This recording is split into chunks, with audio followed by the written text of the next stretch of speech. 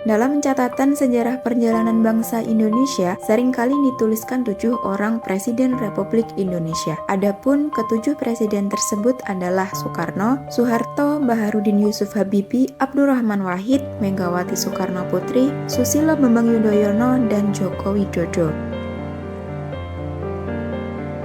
Tidak banyak yang tahu bahwa Indonesia pernah punya 2 presiden lagi yang kini kerap terlupakan. Siapakah mereka?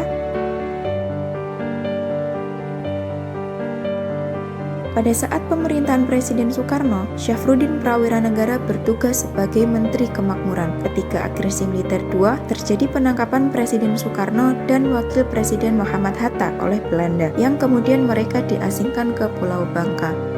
Dalam rangka mengantisipasi terjadinya perebutan kekuasaan, Syafruddin Prawiranegara ditugaskan untuk membentuk Pemerintahan Darurat RI atau PDRI di Bukit Tinggi, Sumatera Barat. Syafruddin Prawiranegara segera mengadakan rapat guna menindaklanjuti kondisi pemerintahan Republik Indonesia yang memburuk. Rapat tersebut menghasilkan sebuah keputusan untuk membentuk Pemerintahan Darurat Republik Indonesia. Syafruddin ditunjuk sebagai ketua dan Teguh Muhammad Hasan ditunjuk sebagai wakilnya. Keduanya segera menyusun kabinet pemerintahan darurat. Pembentukan PDRI ini akhirnya berhasil mengamankan pemerintahan Indonesia. Hingga pada tanggal 13 Juli 1949, Syafruddin mengembalikan mandat PDRI kepada Presiden Soekarno.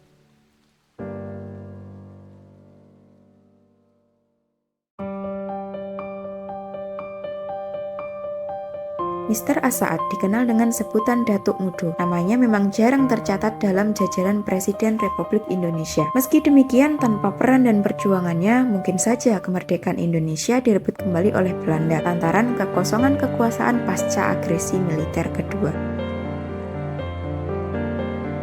Berdasarkan konstitusi yang ada, apabila presiden dan wakil presiden berhalangan dalam memimpin negara, maka semua tanggung jawab dipegang oleh PPKNIP.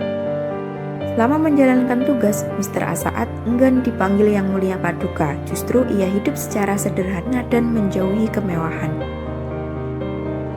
Pada tanggal 15 Agustus 1950, Mr. Asaad secara resmi mengembalikan jabatan Presiden Republik Indonesia kepada Soekarno.